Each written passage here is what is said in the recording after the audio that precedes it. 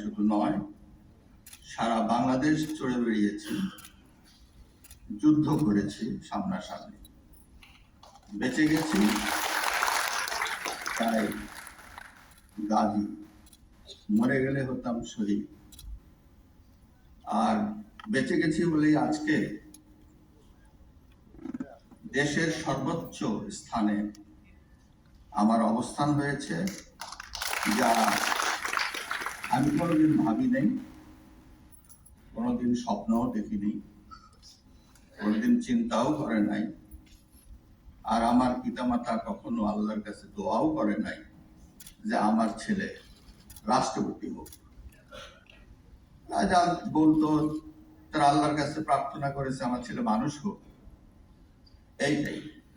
কিন্তু আমার ছেলে, আমাদের ছেলে, আমাদের বংশের ছেলে রাষ্ট্রপতি হোক, এটা কখনো ভাবে নাই। এখন রাস্তায় দাবিয়ে বেড়ায় এই স্লোগান দিয়ে যে ৭৫-এর হাতিয়ার গর্জে উঠুক আরেকবার। সেখানে কি আমাদের জীবন সংখ্যা আছে? তাই তো ৭১-এর ঘাতক দালাল নির্মূল কমিটির প্রয়োজন।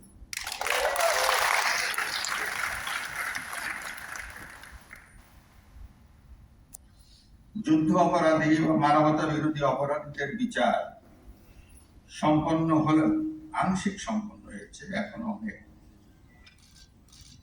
অনেকে বিচার চলার মতো অবস্থায় আছে, অনেকেই বিদেশে পালিয়ে বেড়াচ্ছেন সাজা মাথায় নিয়ে।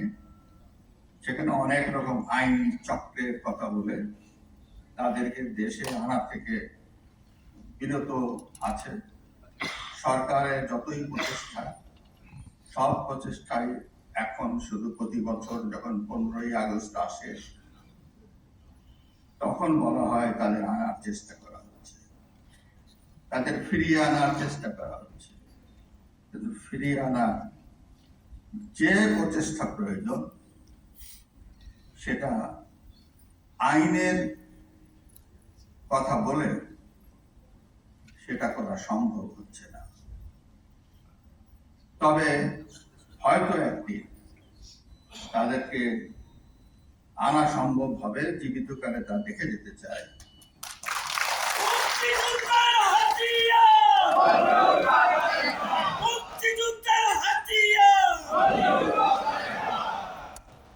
স্বাধীনতার ৫৩ বছর পরেও ঘাতক দালাল চক্র মুক্তিযুদ্ধ ও স্বাধীনতার চেতনা সহ আমাদের সাফল্যকে ম্লান করে দিতে বিরামহীন অপচেষ্টা চালিয়ে যাচ্ছে।